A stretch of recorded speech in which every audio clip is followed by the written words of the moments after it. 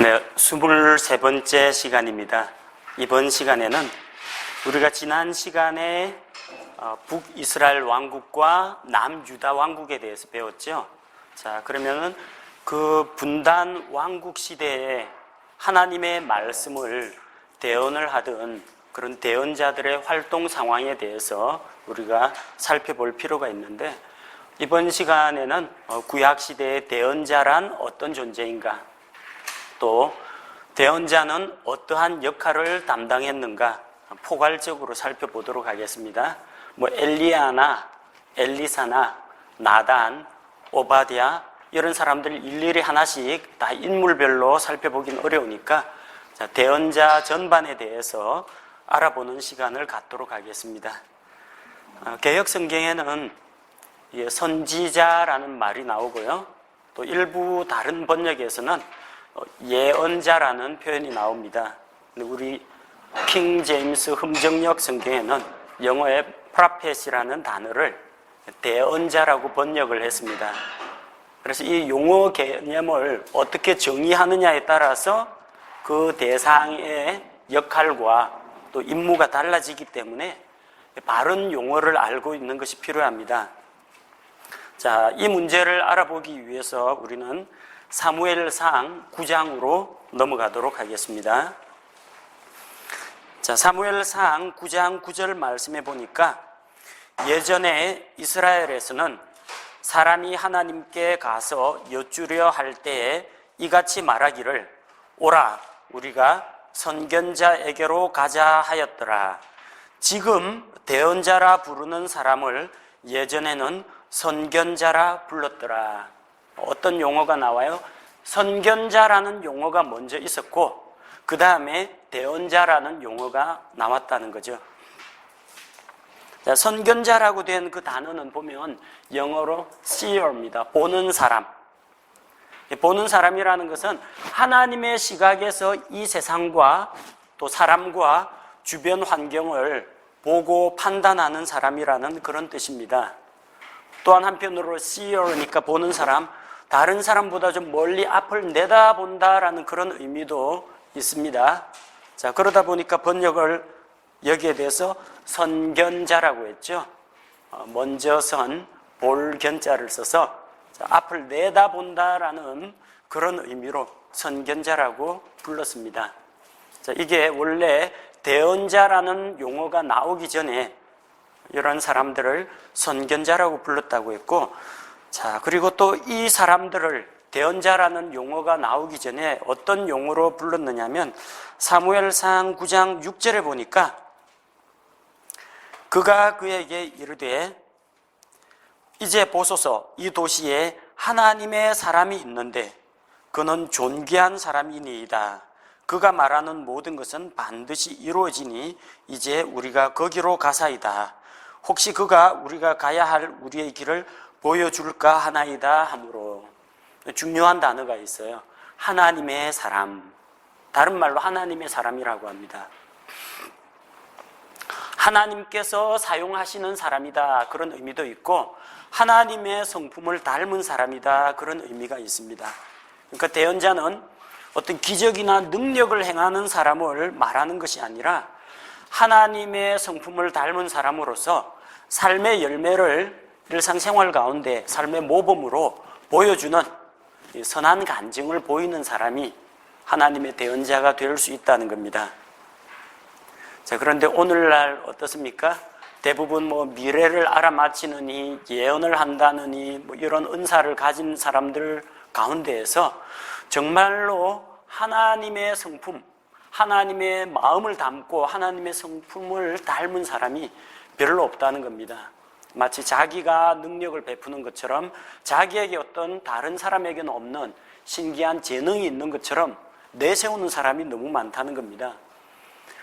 은사나 능력은 있는데 성령의 열매를 맺지 못하는 사람이라면 성경에서 이야기하는 하나님의 사람이라고 불리기는 힘들다는 겁니다. 자, 그런데 하나님께서 대언자라는 그런 용어를 선견자라는 용어 대신에 우리에게 주셨다는 것을 우리가 기억을 해야 합니다. 왜 선견자가 대언자가 되었습니까? 이 선견자라고 하니까 뭔가 멀리 내다보는 사람, 미래를 알아맞히는 사람인 줄 알고 사람들이 다 물으러 오는 거예요. 하나님의 말씀을 물으러 오는 게 아니라 이 본문 사무엘상 9장에 뭐 물으러 봐요? 낙이 잃어버렸습니다 하고 찾아오는 거예요. 낙이 어디 가야 찾을 수 있습니까? 우리가 어쩌면 좋겠습니까? 아니, 낙이 잃어버린 걸 왜 하나님의 사람에게 가서 묻습니까? 그런 오해가 생기는 거예요. 자꾸 뭐 미래를 알아맞힌다, 예언자, 선견자 하면 사람들이 미래를 알아맞히는데 그다음 당면한 문제 해결하는데 이 하나님의 능력을 사용하려고 하는 겁니다. 그래서 이런 오해를 없애는 방법은 선견자가 아니라 대언자라고 부르는 것이 옳다고 하나님께서 용어 자체를 바꿔주셨습니다.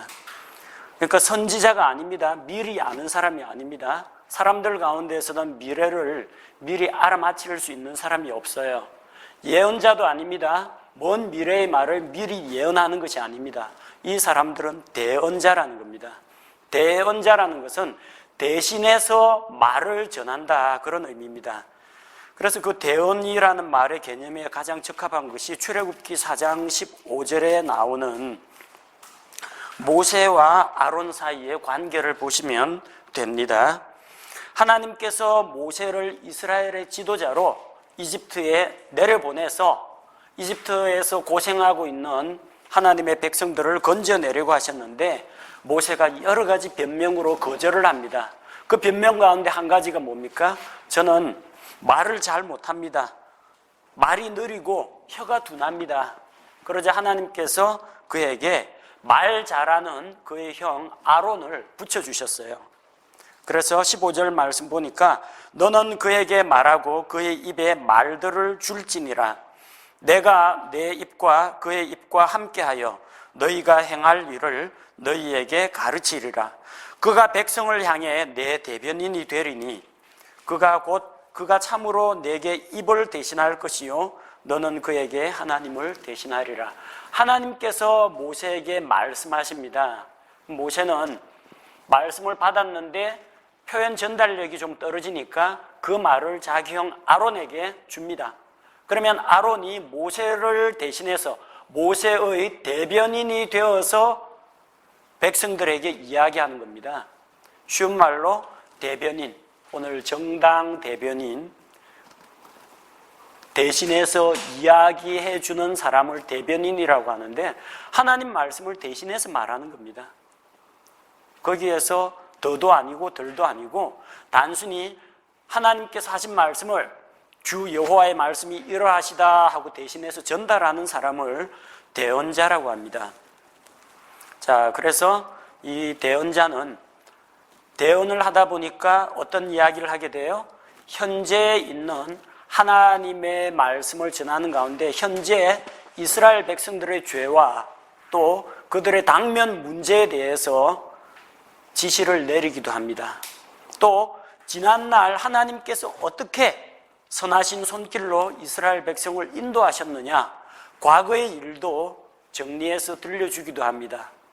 또 너희가 만약 순종하면 축복을 받을 것이요 불순종하고 거역하면 멸망당할 것이고 적국에게 사로잡혀 갈 것이다. 미래의 일도 이야기합니다. 그러다 보니까 미래에 대한 예언도 대언 속에 포함되어 있습니다. 하지만 대언의 말씀이 모두 다 예언은 아니라는 거죠. 대언 가운데 미래에 대한 말씀만 예언입니다. 그러니까 예언이나 예언자가 아니라 대언, 대언자라고 부르는 것이 적합하다는 겁니다. 자, 성경에 나오는 최초의 대언자가 누굽니까? 성경의 최초의 대언자, 아벨입니다. 명시적인 기록은 없지만 예수님께서 이 이스라엘 사람들이 흘린 그 피에 대해서, 대언자들의 피에 대해서 이야기하면서 아벨의 피로부터, 창세기에 나오는 아벨의 피로부터 역대기에 나오는 사가랴의 피까지 이렇게 말씀하셨기 때문에 아벨이 대언자, 최초의 대언자입니다. 근데 명시적으로 하나님께서 대언자라는 이름을 직접 사용하신 경우는 창세기 20장 7절에 나오는 하나님의 친구 아브라함에게 처음으로 대언자라는 칭호를 하나님께서 사용하셨습니다. 창세기 20장 7절은 아비멜렉 앞에서 아브라함이 대언자가 된다고 말씀하셨죠. 그러므로 이제 그 남자에게 그의 아내를 돌려보내라. 그는 대언자이므로 그가 너를 위하여 기도하리니. 아브라함이 대언자라고 했어요. 선지자 아닙니다. 예언자 아닙니다. 아브라함이 선지자고 예언자면 미래에 일어날 일을 알아맞혀야죠. 그러면은 아비멜렉 앞에서 자기 부인 사라를 여동생이라고 속이면은 그 다음에 어떤 결과가 나타날지 미리 알고 있어야 돼요. 그리고 대책을 수립해야 되죠. 근데 전혀 아브라함은 미래에 일어나는 일이 어떤 일이 닥칠지 알지 못하고 있어요. 그러니까 예언을 한 것이 아니라는 거죠. 무엇을 했습니까?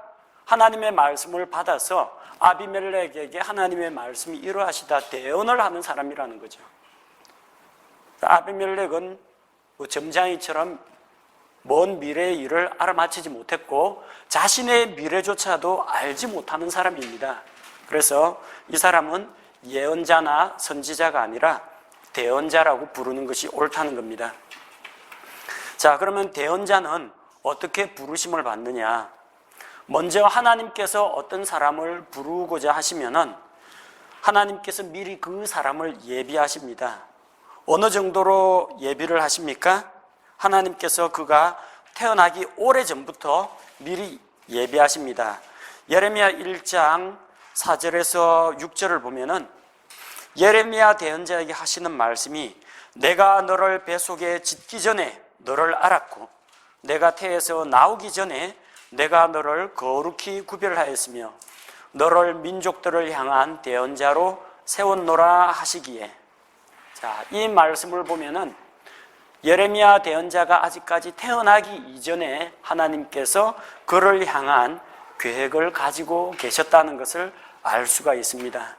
이거는 하나님이 예레미야를 구원할 것이냐 지옥에 보낼 것이냐 하는 그런 예정이 아니고 사역자로서 준비시키고 예비하는 것을 이야기합니다.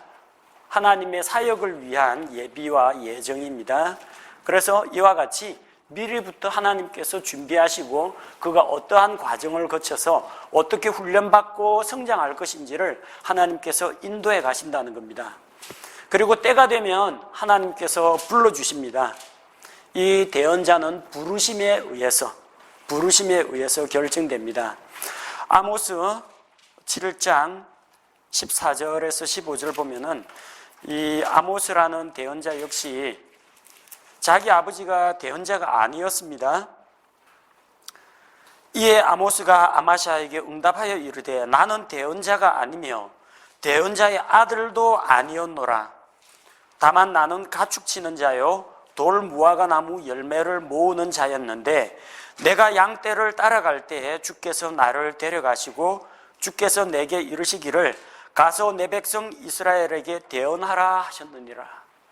하나님께서 그를 대언자로 불러서 대언자가 되는 거지 아버지가 대언자니까 아들이 대언자가 되는 그런 일은 없다는 겁니다. 자, 대언자는 조상으로부터 물려받지 않는다는 겁니다. 조상으로부터 물려받는 거 직분 어떤 게 있어요? 왕은 물려받습니다. 왕가의 반역이 일어나가지고 정권이 바뀌지 않는 한 아버지가 왕이면 왕자로 자란 그 아들이 왕위를 이어받습니다.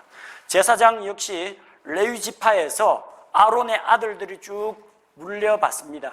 하지만 대언자는 조상으로부터 물려받지를 않습니다. 제사장 지파는 있어요. 레위 지파.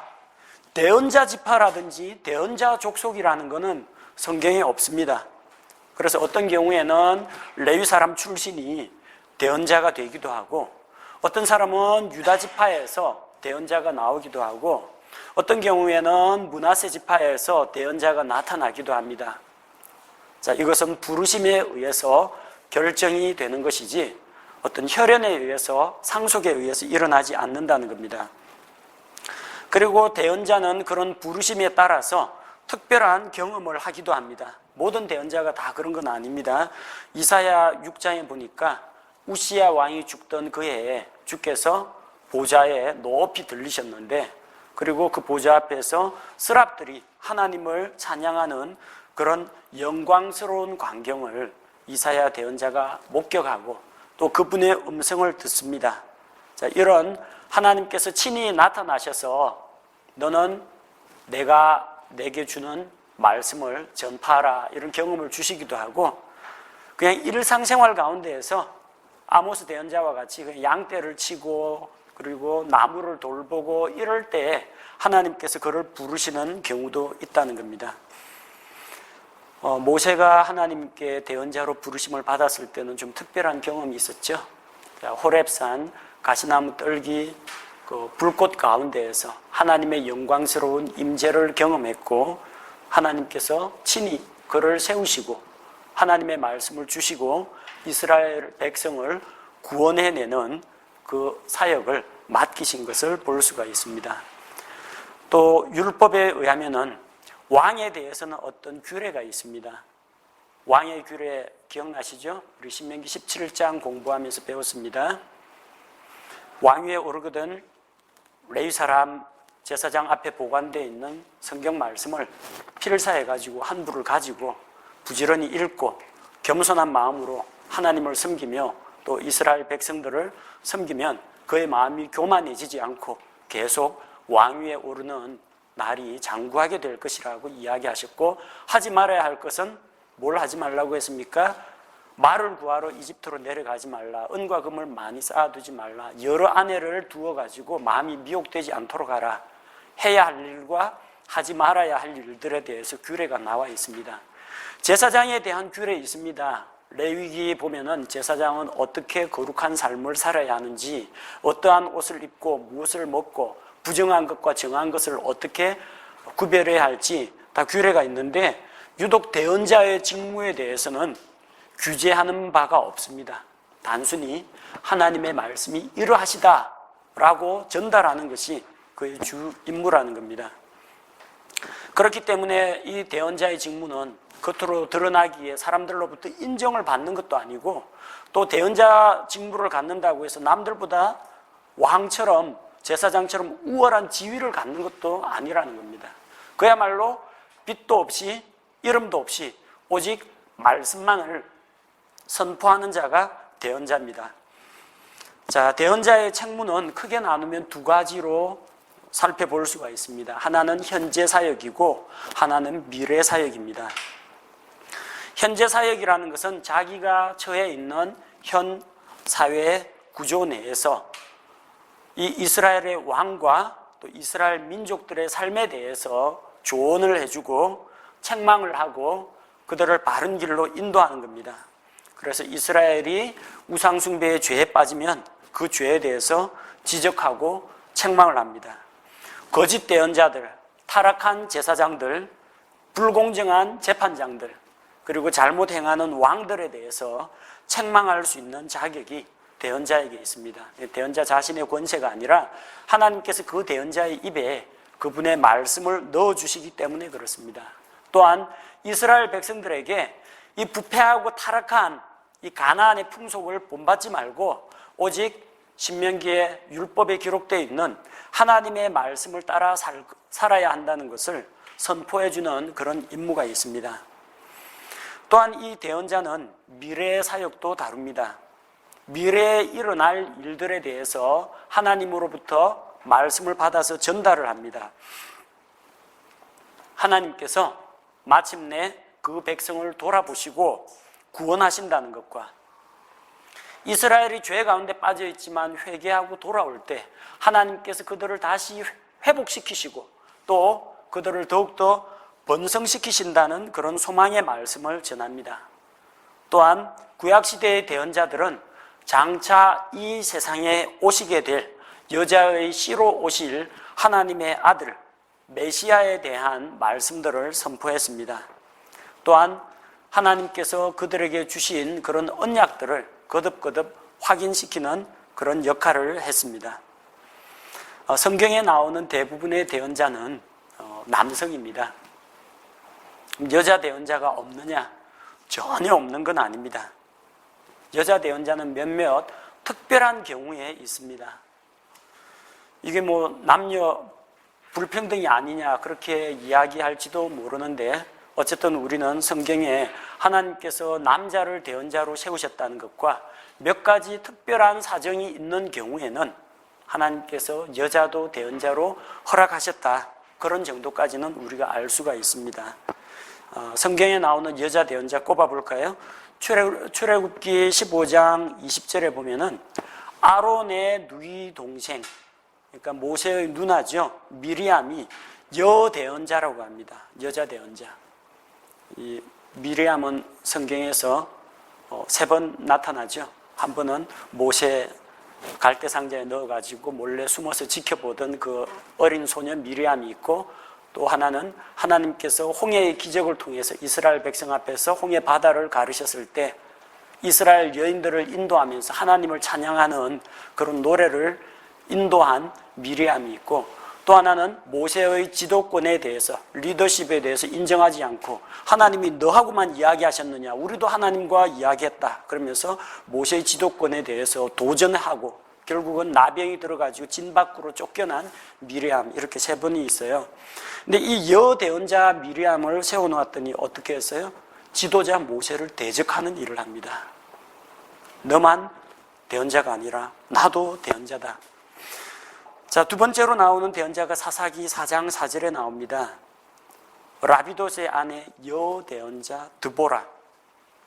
자, 여자 대언자인 동시에 재판장이기도 합니다. 사사이기도 하죠. 자, 이 시기에 왜 여자 대언자가 나타나느냐, 여자 사사가 나타나느냐, 왜 나타났을 것 같아요? 사사시대는 그야말로 이해할 수 없는 시대입니다. 동성애를 하고 레위 사람이 그 밥벌이를 위해서 우상지기 노릇도 하고 레위 사람이 처벌드리고 이런 일이 일어나도 전혀 이상하지 않은 시대가 사사시대예요. 그 시대의 상황을 한마디로 이야기하자면 그 시대에는 왕이 없었기 때문에 각 사람이 자기 눈에 옳은 대로 행하였더라. 자기가 옳다고 생각하면 그냥 하는 거예요.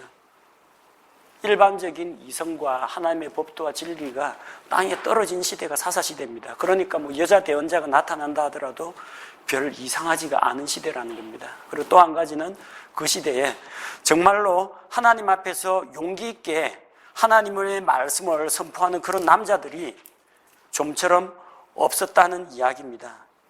이 여자 재판장, 여자 대언자 드보라하고 같이 사역을 했던 사람이 누구냐면 바락이죠. 이 바락이 근데 남자답지가 못해요. 여대언자의 입을 통해서 주께서 가서 적과 싸우라고 하셨다 하는데, 당신이 나와 함께 가면 갈 것이고 당신이 안 가면 저도 안 갑니다. 안 갑니다. 이렇게 여자에게 매달리는 이런 나약한 남성상을 보여준다는 거예요. 이게 사사시대의 특징입니다. 그러니까 하다못해 그 시대에는 여자 대언자라도 그나마 있어야 한다고 하나님께서, 남자가 남자다운 남자가 없으니까 여대언자를 세우신 것으로 봐야 합니다. 그 다음에 열왕기하 22장 14절에 보면요, 살룸의 아내 여자 대언자 훌다가 나옵니다. 자, 이 당시가 어떤 시대입니까? 이스라엘에서 극도로 사악한 왕이 있었다고 했죠. 아하스와 므낫세. 이 므낫세 당시예요. 므낫세 당시에 우상숭배를 하면서 주회전을 부수고 기물들을 함부로 옮겨버리고 성전 안에다가 우상을 갖다 두고 하는 이런 시대에 수많은 대언자들이 핍박을 받아가지고 죽임을 당하거나 쫓겨났어요. 그러니까 대언할 남자가 없는 거예요. 없으니까 어떻게 누구한테 줍니까? 하나님께서 훌다라는 여자에게 이 율법의 말씀이 무슨 뜻인지 대언의 말씀으로 알려주시는 겁니다. 특별한 시대 상황이 있다는 겁니다. 그 다음 느헤미야 6장 14절에 보면 이스라엘이 바벨론 포로 생활을 마치고 이제 돌아와서 예루살렘 성전도 재건하고 성벽도 다시 건축을 하는 그런 시대인데, 이 여대언자 노다야가 느헤미야를 핍박을 합니다. 그러니까 이게 하나님의 사람을 핍박하는 걸로 봐서 이 여대언자는 아무리 봐도 정상적인 하나님의 말씀을 선포하는 대언자는 아닌 것으로 보입니다. 그리고 이사야 8장 3절에 보니까 이사야의 아내에 대해서 여대언자라고 성경이 이야기하고 있습니다. 이 이사야 시대 역시 마찬가지죠. 자, 악한 왕 악한 유다 왕 아하스 그 당시에 사역을 하던 이사야인데 이 시기에도 여대언자가 있었다는 겁니다. 그리고 요한계시록 2장 20절은 교회 안에 들어온 자칭 여대언자, 자기 스스로 자칭 여대언자 이세벨이라는 자가 있어요. 역시 하나님의 말씀을 전하는 여대언자가 아니고 음행과 우상숭배로 교회를 어지럽히는 여자예요. 가만히 꼽아보니까요, 이 정상적인 여대언자는 성전 안에서 발견된 모세의 율법책에 대해서 대언의 말씀으로 자문을 해준 훌다와 또 이런 말 저런 말이 전혀 나돌지 않는 이사야 안의 여대언자 말고는 나머지는 다 여대언자들이 모세를 대적하고 느헤미야를 핍박하고 교회를 어지럽히고 그러는 사람들, 아니면은 정말로 말씀을 선포할 남자다운 남자가 없는 그런 시대에 나타났다는 걸 볼 수가 있습니다. 자, 이걸로 미뤄보아서 우리가 뭘 알 수 있습니까? 이 대언자의 직분은 하나님께서 기본적으로는 남자에게 맡기셨다는 거. 여자 대언자를 세울 때는 뭔가 특별한 사연이 있을 경우에 한해서라는 것이지 여대언자가 보편적이고 일반적인 현상은 아니라는 겁니다. 그러므로 이 구약 성경에 몇 명 나오는, 그나마 나오는 것 가운데서 좋은 이야기는 별로 안 나오는 여대언자를 가지고 뭐 여자 집사, 여자 목사 이런 이야기를 하면 곤란하다는 이야기입니다. 신약교회는 디모데전서 3장 1절 2절 말씀에 보면 여자 목사 제도라든지 뭐 여자 대언자 이야기라든지 여자 집사 이야기가 나오지 않습니다. 신약교회는 하나님께서 사역자들을 남자 목사, 남자 집사로 세우셨다는 것을 우리가 기억해야 되겠습니다. 자, 대언자들이 나타나면은 이들에 대해서는 검증이 필요합니다. 왕에 대해서는 검증이 별로 필요가 없어요. 왜? 왕가의 혈통과 족보가 있어요. 그 다음에 이전의 왕이 누구에게 왕위를 물려주느냐, 그 상속 문제가 이미 있기 때문에 왕으로 세우기 때문에 문제가 되지 않습니다. 제사장은 정통 아론의 자손인가 그것만 검증이 되면 되는데, 대언자는 이거 어느 날 갑자기 양치던 사람이 와서 대언자라고 그러고 어느 날 갑자기 서기관이 자기도 대언자라고 그러고 제사장도 자기가 대언자라고 하니까 이게 정말 하나님의 말씀을 받았는지 안 받았는지 검증이 필요하다는 겁니다. 그래서 그 검증하는 방법 중에 한 가지가 신명기 18장에 나오는 것처럼 일단 대언자의 말이 다 응하는지를 살펴봐야 한다는 겁니다. 그래서 이스라엘 백성들은 이 표적을 요구할 자격이 있습니다. 당신이 정말 하나님께서 보내신 사람이냐, 당신이 정말 오실 그 메시아냐, 우리에게 표적을 보여주십시오 하고 자꾸 표적을 구하죠. 진짜 대언자인지 아닌지 검증을 하기 위해서 그렇게 하는 겁니다. 모세를 이스라엘 백성에게 내려보낼 때에도 하나님께서 두 가지 표적을 주었죠. 막대기가 뱀이 되도록 하는 그 표적과 또한 손에 나병이 걸렸다가 회복되는 그 두 가지 표적을 주면서 뭐라고 했습니까? 만약에 그들이 믿지 아니하거든 이 표적을 보여줘라. 표적은 왜 필요해요? 믿지 않는 유대인들, 믿지 않는 이스라엘 사람들을 믿도록 하기 위해서 표적을 주신 거라는 겁니다. 자, 그래서 대언자는 이런 표적을 행합니다. 그래서 만약 그 말한 것이나 표적이 응함이 없으면은, 만약에 그게 다 성취가 안 되면은 이 대언자가 아니라고 봐야 됩니다. 100개 가운데 100개가 다 맞아야 대언자입니다. 100개 가운데 얼추 99개가 맞아도 하나가 잘못되면은 이것은 대언자가 아닙니다. 또 대언자들은 반드시 하나님의 거룩하신 이름, 그분의 이름 여호와라는 이름을 걸고 선포를 해야 합니다. 구약 성경에 나오는 우리 대언서 보면 나 주가 이같이 말하노라 이렇게 기록되어 있죠. 이 말씀이 나와야 아하, 이것이 하나님의 엄중한 말씀이구나 하고 백성들이 알아듣는 겁니다. 반드시 여호와 하나님 LORD라고 넉자다 대문자로 된 그 말씀을 사용해야 한다는 겁니다. L자만 대문자이고 ORD는 소문자인 그 주는 아도나이, 주인이란 뜻이에요. 그래서 주의 말씀을 우리가 이야기한다라고 했는데 열왕기상 22장에 보면 아합과 연합을 하는 여호사밧, 유다왕 여호사밧이 이야기를 합니다. 여기에 자꾸 아도나이의 말씀이 이러하다, 주의 말씀이 이러하다 그러는데 그거 말고 여호와의 말씀, 주, 여호와, 로드, 제호바 그분의 말씀을 전하는 대언자가 없습니까? 하고 물어보는 게 바로 그겁니다. 다 우리가 주인의 말씀, 아도나이의 말씀을 이야기하는데 여호사밧은 끝까지 주 여호와의 말씀을 들어보겠다고 하는 겁니다. 그래야만 이게 하나님께서 보낸 대언자이지 아니면은 이게 가짜 대언자일 수 있다는 겁니다. 이 주의 이름은 함부로 남발을 하거나 이 거짓 대언자들이 잘못 사용할 경우 하나님께서 엄청난 징계를 내리시기 때문에 함부로 입에 담을 수 없는 말이에요.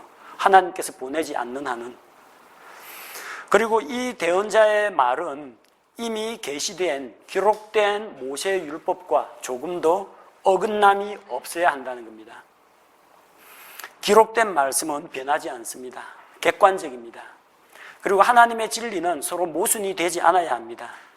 이미 주어진 진리와 새로 선포된 말씀이 충돌한다면 우리는 이미 알고 있는 진리, 이미 기록된 말씀에 더 무게를 두는 것이 옳다라는 겁니다. 자, 그래서 대언자들에 대한 검증은 세 가지로 이루어집니다. 하나는 대언자의 말이 전부 다 100% 성취가 되어야 한다는 것과 대언자들이 거룩하신 주의 이름을, 여호와의 이름을 걸고 이야기해야 한다는 것과 그 대언자의 말씀이 모세의 율법, 기록된 말씀에 의해서 지지를 받아야 한다는 겁니다. 자, 이 대언의 기능은 하나님의 백성들로 하여금 하나님을 신뢰하도록 합니다. 하나님께서 친히 임재하고 나타났을 때 이스라엘 백성들이 어땠습니까?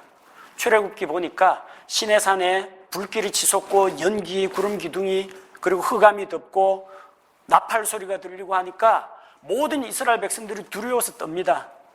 이 살아계신 하나님 앞에 도저히 우리가 서 있을 수가 없습니다. 모세 역시 자기도 떨린다고 했습니다. 그래서 이스라엘 백성이 뭐라고 합니까? 하나님께서 당신에게 이야기하고 당신이 우리한테 좀 전달을 해주면 안 되겠습니까? 우리가 한 번만 더 살아계신 하나님의 음성을 들으면 죽을 것 같습니다. 그래서 하나님께서는 대언자를 통해서 말씀을 하신 겁니다. 하나님이 너희 눈에 보이지 않을지라도 하나님은 너희와 함께 계신다. 하나님께서 너희에게 이렇게 말씀하셨다. 그래서 하나님의 백성이 하나님의 말씀을 신뢰하도록 하는 그런 역할을 대언자가 합니다. 또 하나님의 언약을 굳게 붙잡을 때 그들에게 안전과 축복이 약속되어 있다는 것을 선포를 합니다. 그리고 장차 이스라엘의 미래에 대해서 하나님께서 그들에게 소망을 주고 회복을 주신다는 이런 격려의 메시지를 전달합니다. 또한 이런 대언의 말씀이 성취됨에 따라서 과연 하나님의 말씀은 100% 진리의 말씀이고 조금도 어긋남이 없구나, 하나님의 말씀의 권위를 세워주는 역할을 합니다.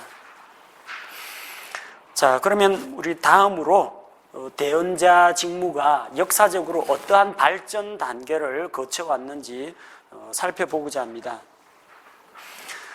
첫 번째, 최초의 대언자는 누구인가? 누가복음 11장 50절 51절 말씀에 보면 예수님께서는 성경의 첫 대언자가 아벨이라고 말씀하셨습니다. 그러나 성경에 아벨이 무슨 말을 했는지는 전혀 기록이 남아있지 않습니다. 다만 창세기에 가인과 아벨 사이에서 일어난 모든 일을 알고 계신 예수님께서 말씀하시기를 대언자들의 피를 언급할 때 아벨의 피로부터 사가랴의 피까지라고 말씀하신 것으로 보아서 아벨이 대언자라는 것을 알 수가 있습니다. 창세기 4장 8절에 보면 가인과 아벨의 대화가 나옵니다. 대화 내용은 명확하게 기록되어 있지 않지만 하나님께서 가인과 그 희생물은 받지 않으시고 아벨과 그 희생물을 받으셨어요. 자, 그러니까 나중에 가인이 안색이 변하고 질투하고 동생을 미워합니다. 4장 8절에 보니까 가인이 자기 동생 아벨과 이야기를 하니라. 무슨 이야기를 했을까요? 자기가 만든 세상 종교, 거짓 종교. 자, 그 이야기를 했을 텐데 아벨이 형의 말을 들었어요, 안 들었어요? 안 들었습니다. 안 들었으니까 죽임을 당했죠. 안 듣는 대신에 아벨은 아마도 하나님께서 에덴 동산에서 아담과 이브에게 보여주신 피 흘림이 있는 희생 예물에 대해서 증언을 했을 겁니다. 그래서 이것이 잘못되었고 하나님께서 가르쳐 주신 바로 그 피의 희생, 이것이 옳다. 형 앞에서 그렇게 대언하다가 자기 형 가인에게 죽임을 당한 겁니다. 그래서 최초의 순교자이자 최초의 대언자는 아벨이라고 보는 것이 옳습니다. 자, 그 다음 아브라함부터 사무엘까지 역사 살펴보면 사무엘상 3장 1절에 보니까 사무엘 그 시대에는 하나님의 대언의 말씀이, 주의 말씀이 희귀했다고 합니다. 아이 사무엘이 엘리 앞에서 주를 섬겼는데 그때에는 주의 말씀이 희귀하여 열린 환상이 전혀 없었더라.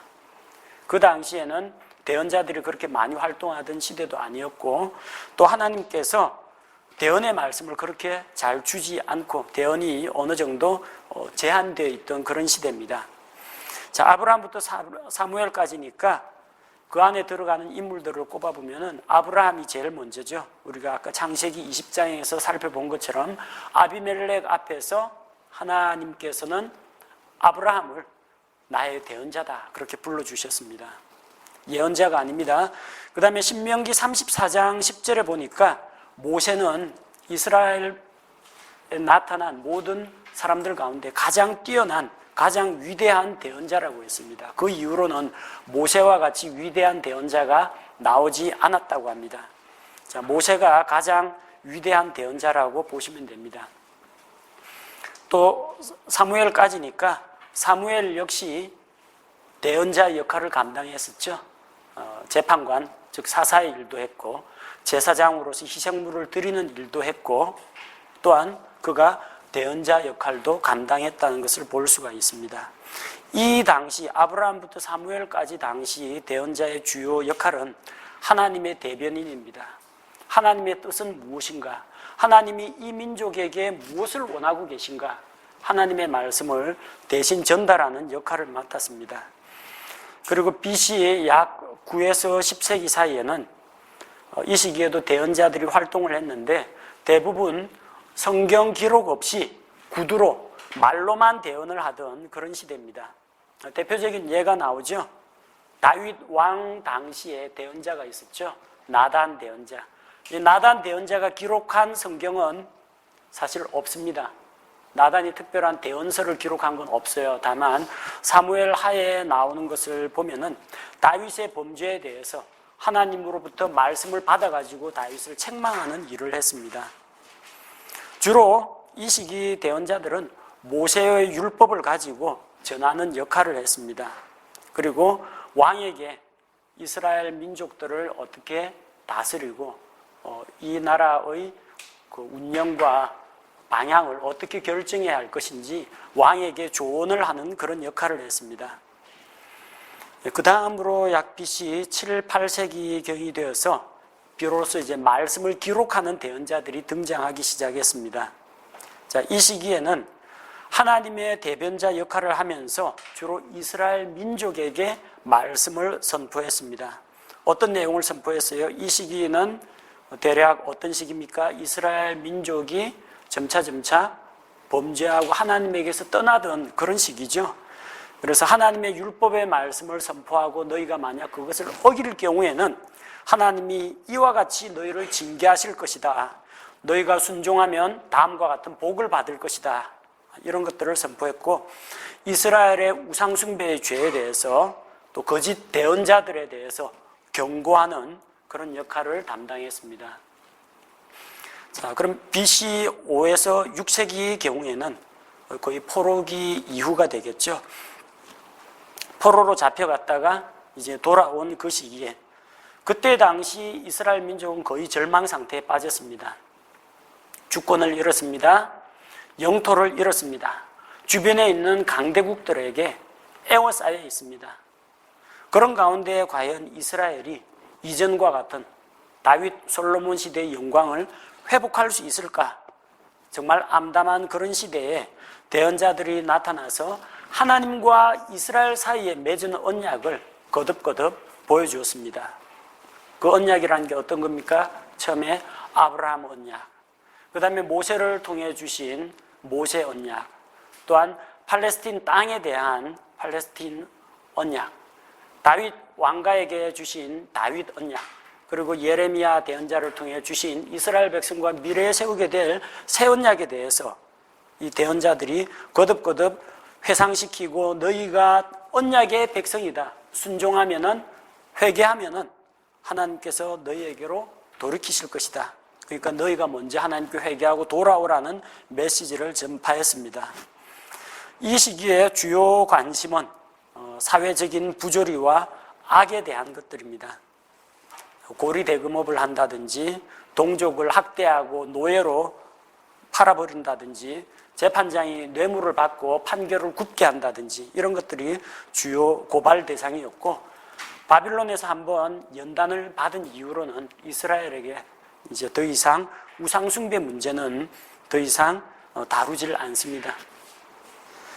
그리고 이스라엘 민족에게 이스라엘이 지금 이와 같이 쇠약해져 있지만 하나님께서 장래의 소망을 주신다, 이스라엘에게 미래가 있다, 하나님께서 그 영광을 회복시킨다라는 소망의 메시지를 전하기 시작했고, 이 특별한 시기에 대부분 메시아에 대한 대언의 말씀이 나타나기 시작합니다. 우리가 잘 알고 있는 메시아에 대한 이야기들 보면은 다니엘이라든지, 예수님의 재림에 대한 스가랴의 예언이라든지, 그리고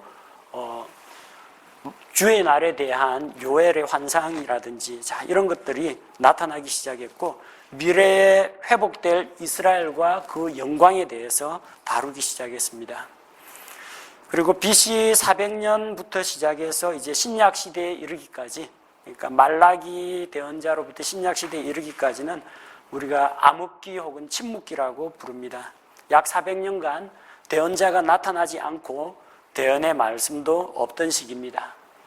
자, 대언자가 나타나지 않으니까 사람들은 어떻게 신앙생활을 했어요? 사두개인들은 이제 대언자가 끊어졌으니까 성전이야말로 우리가 하나님께 나아갈 수 있는 유일한 길이다, 성전 예배를 강조하고 성전에 드리는 희생 헌물을 강조했습니다. 반면 바리새인들은 이 성직과 제사장 제도가 다 타락했다, 성전 안에서 물건을 파는 그런 일이라든지 성직을 매매하는 이런 것들을 보면은 이거는 도저히 믿을 수가 없다. 그래서 회당에서, 거리에서 말씀을 선포하는, 성경을 강론하는 그런 방향에 더 무게를 두었습니다. 그리고 마태복음 11장 9절에서 10절에 나오는 것처럼 대언자 시대의 마지막은 마태복음 역시 예수님 십자가에 달려 돌아가시기 전까지는 아직은 구약시대의 연속선상에 있다고 보시면 됩니다. 침례자 요한이 나오죠. 침례자 요한은 구약과 신약을 연결하는 마지막 대언자입니다. 말라기의 4장에서 말씀하신 것과 같이 마지막에 하나님께서 대언자 엘리야를 보내가지고 이스라엘 백성들을 다시 회복시키신다, 그 이스라엘 백성의 마음을 다시 돌아오게 한다라고 했는데, 구약과 신약을 연결하는 그런 통로가 되고, 또한 예수 그리스도의 오심을 선포하는 그런 마지막 대언자가 된 사람은 침례자 요한이라고 보시면 됩니다. 각 시대별로 대언자의 기능과 역할과 또 사역 방식이 조금씩 차이가 있다, 그런 정도를 이해하시면 됩니다. 그리고 요즘 강단에서 하나님의 말씀을 선포하는 목사님에 대해서 대언자 혹은 대언의 말씀이라고 하는데, 정확하게 이야기하자면은 그건 대언이라고 볼 수가 없습니다. 왜? 대언의 말씀은 창세기부터 계시록까지 이 안에 다 들어 있습니다. 성경 기록이 완성된 이후에는 더 이상 대언이 없습니다. 만약 이 시대에 누가 뭐 직통 계시를 받았다라든지 하나님의 말씀을 대언을 하는 사람이 있다면은 이 성경 기록에다가 뭔가를 더 해야 된다는 사람입니다. 그건 뭔 말입니까? 성경이 불완전하다는 이야기가 되어버려요. 그래서 대언이라고 하지는 않습니다. 다만 하나님께서 이미 계시하신 말씀을, 계시와 영감을 통해서 이 주신 말씀을 일반 성도들이 알아듣기 쉽도록 이해해서 풀어서 설명하는 것인데, 말씀에 대한 계시가 아니라 조명이라고 보시면 됩니다. 조명과 해석과 적용은 가능하지만 계시는 하나님의 진리를 직접 받는 것을 계시라고 하기 때문에 계시나 대언의 시대는 아니라는 겁니다.